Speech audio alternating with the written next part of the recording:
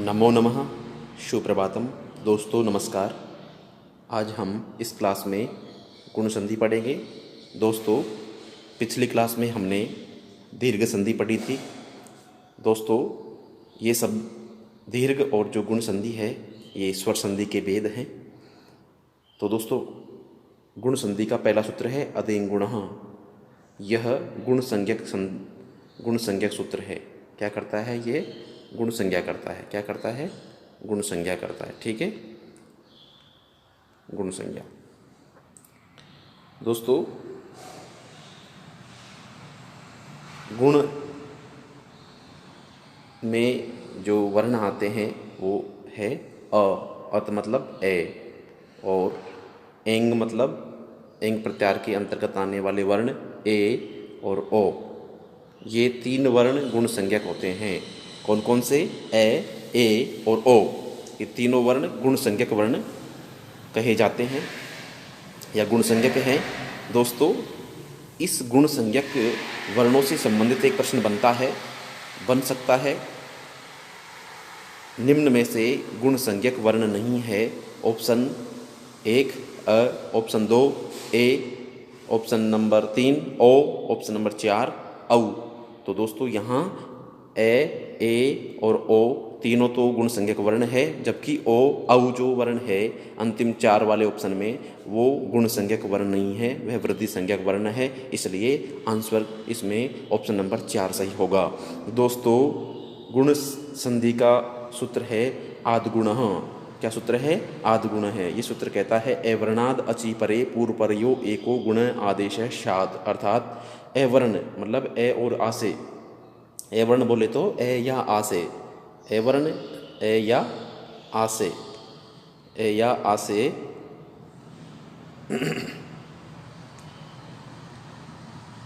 ए या आ से बाद में क्या होना चाहिए? अच मतलब स्वर। क्या होना चाहिए? स्वर होना चाहिए। तो पूर्व और पर, पूर्व मानी पहले का, पर मानी बाद वाला, पूर्व और पर के स्थान पर एक को मानी एक गुण आदेश होता है। दोनों के स्थान पर एक गुण आदेश होता है। जैसे दिया हुआ है ए वर्ण के बाद स्वर के होने पर, ए वर्ण के बाद स्वर के होने पर पूर्व व पर वर्णों के स्थान पर गुण एक आदेश होता है। दोस्तों जैसे मान लीजिए यहाँ ए और आ के बाद में ई और ई, ह्रस्व ई या दीर्घ ई में से कोई सा भी वर्ण मिलता हो तो उसके स्थान पर आई ए हो जाएगा। क्या हो जाएगा? ए गुण हो जाएगा। और दोस्तों यदि ए या आ के बाद में ह्रस्व उ या दीर्घ उ हो तो उसके स्थान पर ओ हो जाएगा। और यदि ए या आ के बाद में ह्रस्व री या दीर्घ री हो तो उसके स्थान पर अर हो जाएगा। दोस्तों यहाँ ए गुण माना जाता है। क्या माना जाता है? ए गुण माना जाता है। और रे तो रप्रत्व के कारण आता है, केवल गुण ए ही माना जाएगा। ठीक है, इसी प्रकार से ए या आ के बाद में री आने पर अल होता है, लेकिन यह गुण केवल ए ही माना जाता है, ले तो यहाँ रप्रत्व के कारण होता है। इस प्रकार से दोस्तों ये गुण होते हैं। अब हम पहला जो नियम है वो पढ़ते हैं। दोस्तों ए या आ के बाद में ई या ई हो तो जैसे मान लीजिए दोस्तों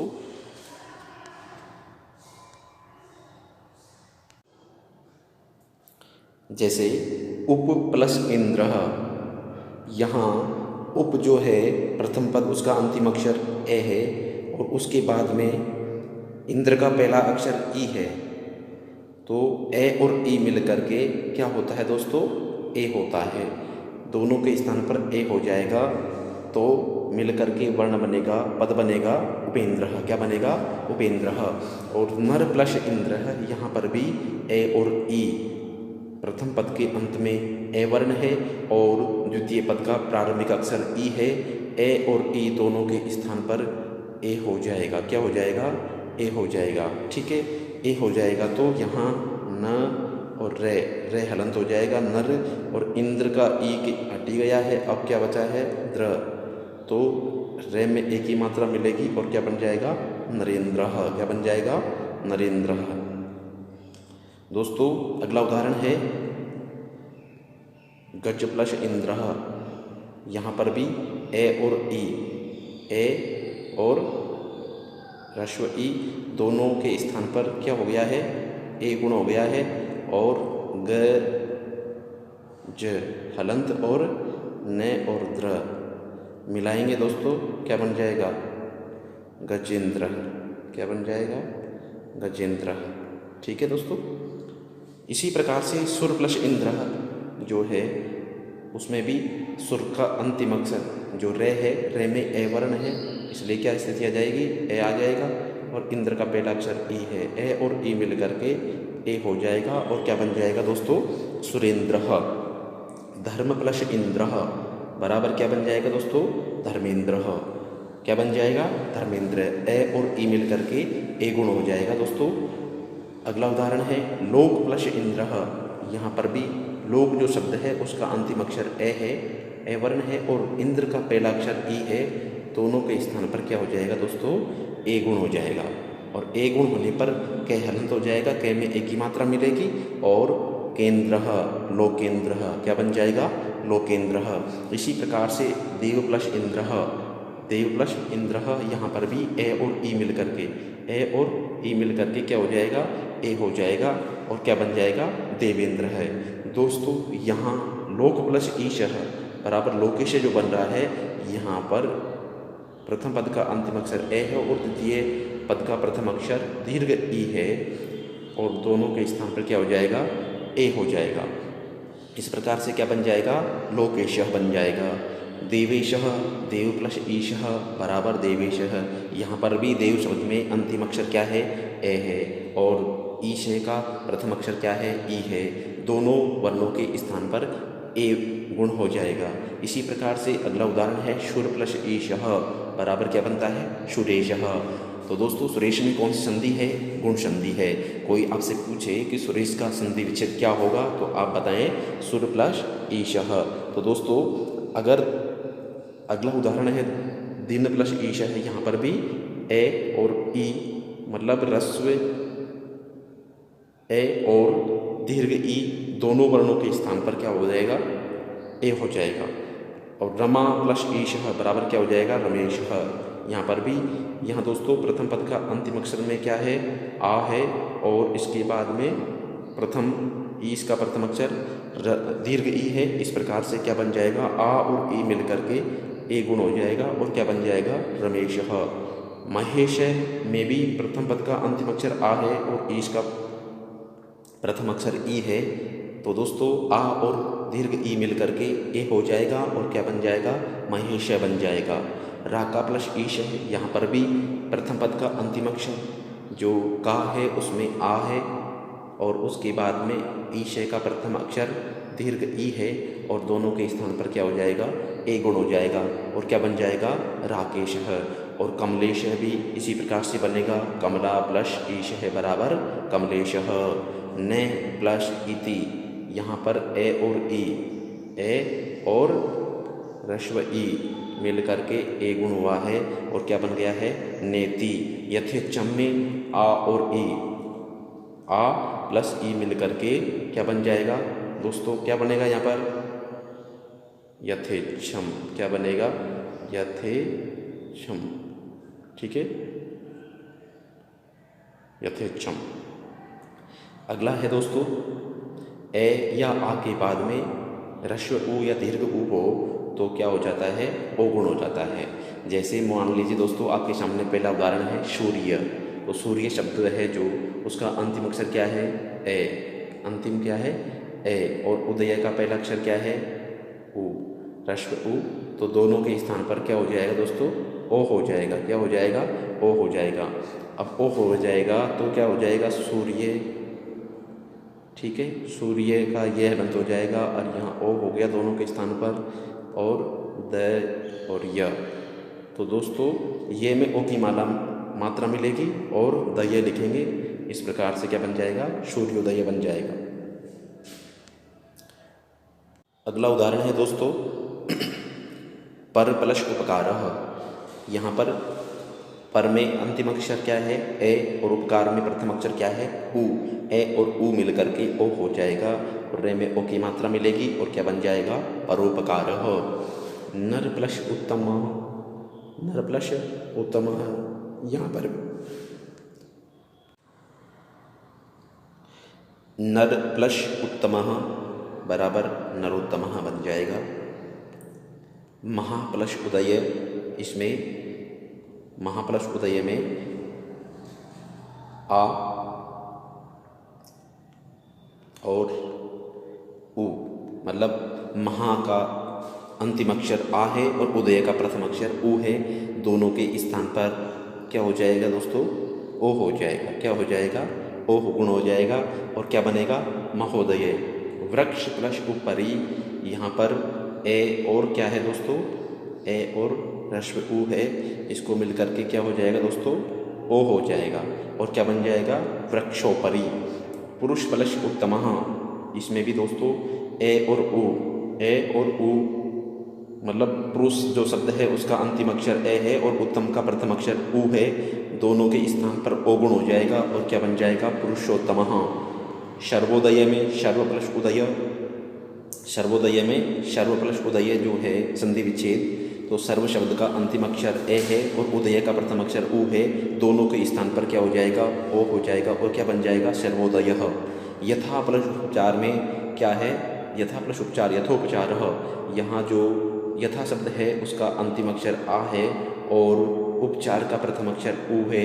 दोनों के स्थान पर क्या हो जाएगा दोस्तों? ओ गुण हो जाएगा। क्या हो जाएगा? ओ गुण हो जाएगा, मतलब थे हलंत हो जाएगा। थे में ओ की मात्रा मिलेगी, ये देखो ओ की मात्रा मिली हुई है। और पचार, यथोपचार, क्या हो जाएगा दोस्तों? यथोपचार बन जाएगा। गंगा प्लस उदकम, ये भी इसी प्रकार से है। गंगा का अंतिम अक्षर क्या है? अंतिम वर्ण आ है और उदकम का पहला अक्षर उ है। आ और उ मिल करके ओ हो जाएगा। तो गंगा, गंग जो शब्द है उसका अंतिम अक्षर हलंत हो जाएगा, तो ओ की मात्रा मिलने पर गंगोदकम बन जाएगा। परीक्षा प्लस उत्सव, परीक्षोत्सव, यहाँ पर भी आ और उ मिल करके ओ गुण हुआ है दोस्तों। आ प्लस उदकांतम, आ प्लस उदकांतम, यहाँ दोस्तों महा है, ये महा, महा प्लस उदगांतम। तो महा जो शब्द है उसमें अंतिम अक्षर आ है और उदगांतम का प्रथम अक्षर उ है। इस प्रकार से मिल करके महोदकांतम बन जाएगा। दोनों के स्थान पर क्या हो जाएगा? ओ गुण हो जाएगा। क्या हो जाएगा? ओ गुण हो जाएगा। ठीक है दोस्तों। एक प्लस ऊनः, एक प्लस ऊना, यहाँ एक का अंतिम अक्षर क्या है?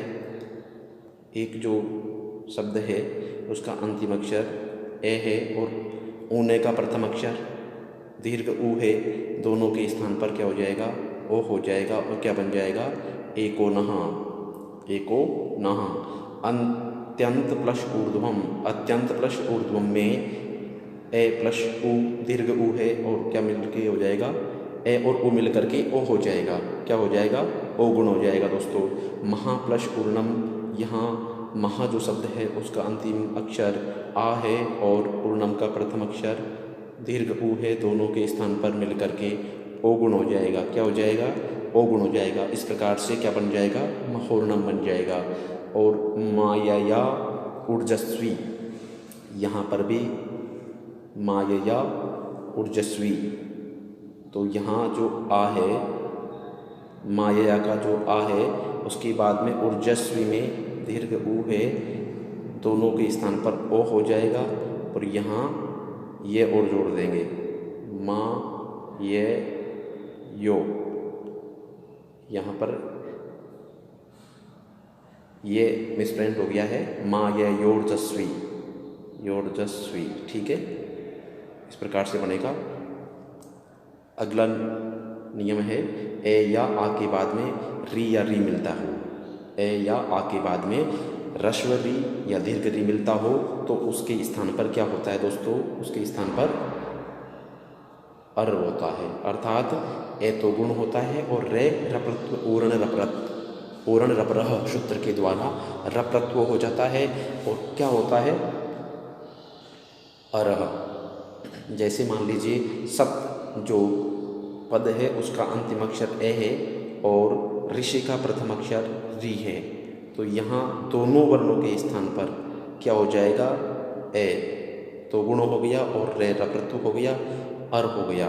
अब यहाँ क्या था, सप्त था, सप्त का ते हलंत था, ठीक है। सप्त अर और री के स्थान पर रप्रत्व रे हो गया तो सी बचा, और मिलकर के क्या बन जाएगा दोस्तों, सप्तर्षि। क्या बन जाएगा, सप्तर्षि। इसी प्रकार से राज प्लस ऋषि मिलकर के राजर्षि बन जाएगा। राजर्षि और सप्तर्षि दोनों एक जैसे ही हैं, और देवर्षि में भी वही स्थिति है जो राजर्षि और सप्तर्षि में थी। दोस्तों देव प्लस ऋषि, यहाँ देव शब्द है उसका अंतिम अक्षर ए है और ऋषि का प्रथम अक्षर री है, दोनों के स्थान पर अर्गुण हो जाएगा और क्या बन जाएगा, देवर्षि बन जाएगा। अ और रे, रे अनंत हो जाएगा, रे ऊपर चढ़ जाएगा, इस प्रकार से देवर्षि बन जाएगा। कृष्ण प्लस रिद्धि, यहाँ पर भी ए, कृष्ण का जो अंतिम वर्ण है ए है और रिद्धि का प्रथम अक्षर री है। ए और री दोनों को मिल करके, ए और री दोनों मिल करके क्या हो जाएगा, अर हो जाएगा, और क्या बन जाएगा, कृष्णार्धि। वसंत प्लस ऋतु जो उदाहरण है दोस्तों, उसमें भी स्थिति कौन सी है, ए प्लस री है। इसी स्थिति के होने के कारण दोनों के स्थान पर क्या हो जाएगा, अर्गुण हो जाएगा, और क्या बन जाएगा, वसंत ऋतु। महा प्लस ऋषि बराबर महर्षि।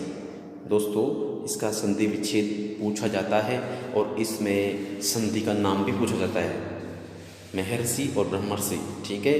तो ध्यान रखें, और सप्तर्षि, ये इम्पोर्टेंट उदाहरण है, तो ध्यान रखें। महा प्लस ऋषि, महर्षि का संधि विच्छेद क्या होता है, महा प्लस ऋषि। और दोस्तों इसमें संधि कौन सी है, तो आप जानते हैं गुण संधि है, ठीक है दोस्तों। कौन संधि है, गुण संधि है। और सप्तर्षि के बारे में पूछा जाए तो भी आपको सप्त प्लस ऋषि संधि विच्छेद बताना है। अगला उदाहरण है दोस्तों, ब्रह्मा प्लस ऋषि। ब्रह्मा प्लस ऋषि, आ और री मिल करके, आ और री मिल करके क्या हो जाएगा, क्या हो जाएगा दोस्तों, अर हो जाएगा, क्या हो जाएगा, अर हो जाएगा, और क्या बन जाएगा, ब्रह्मर्षि बन जाएगा, ठीक है दोस्तों। महा प्लस रिद्धि बराबर क्या बन जाएगा दोस्तों, महर्दि। क्या बन जाएगा, महर्दि। दोस्तों अंतिम स्थिति आती है, अंतिम नियम है, ए या आ के बाद में द्रि हो तो उसके स्थान पर अल गुण हो जाता है। मतलब गुण तो होता है, ए और ले रप्रत्व के कारण आता है, इस प्रकार से क्या हो जाएगा, ए अल हो जाएगा। जैसे मान लीजिए दोस्तों तव प्लस द्रिकार, यहाँ जो तव दे रखा है उसका अंतिम अक्षर ए है और द्रिकार का प्रथम वर्ण द्रि है, तो ए और द्रि मिल करके क्या हो गया, अल हो गया। क्या हो गया दोस्तों, अल हो गया, ठीक है। और यहाँ क्या बन जाएगा, तबलकार बन जाएगा। क्या बन जाएगा, जैसे मान लीजिए दोस्तों इसको समझे, ए और ले, ठीक है, इसके स्थान पर क्या हो गया, अल। क्या हो गया, अल हो गया, ठीक है। यहाँ द्रि था, ए और द्रि के स्थान पर अल हो गया, तो यहाँ तय और वे हलंत हो गया, तब अल और कार है, क्या है, कार है। तो अब मिलाओ दोस्तों इसको, वे में एक ही मात्रा मिलेगी तब, और ले आधा हो गया, कार तबलकार है। क्या बन जाएगा, तबलकार है। इसी प्रकार से दोस्तों मम प्लस द्रिकार में भी सेम स्थिति है, और इस प्रकार से मिल करके क्या बन जाएगा, ममलकार। और कद प्लस द्रिकार, इस प्रकार इसमें भी क्या होगा, ए और द्रि मिल करके अल हो जाएगा, और क्या बन जाएगा, कदलकार। तव प्लस द्रिदंतः, इसमें भी क्या है स्थिति, वही है, ए और द्रि दोनों के स्थान पर अल हो जाएगा और तवल दंत है, शब्द निष्पन्न हो जाएगा। तो दोस्तों आज की क्लास में इतना ही, धन्यवाद।